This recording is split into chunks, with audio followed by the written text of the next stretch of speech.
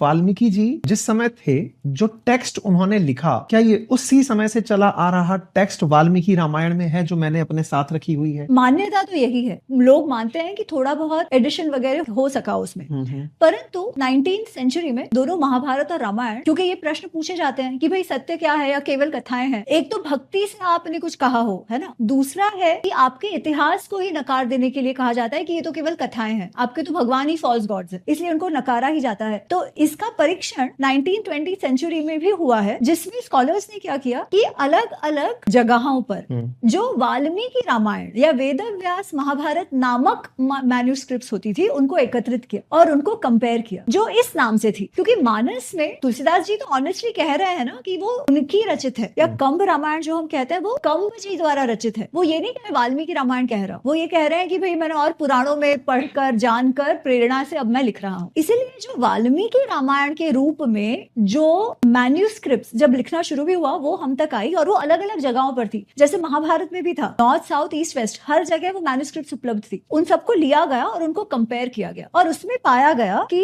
हो सकता है थोड़े बहुत प्रसंग या शब्द इधर उधर हो, परंतु जो कोर स्टोरी है, जो कोर कथा है, वो वैसी की वैसी है अक्रॉस मैन्युस्क्रिप्ट्स।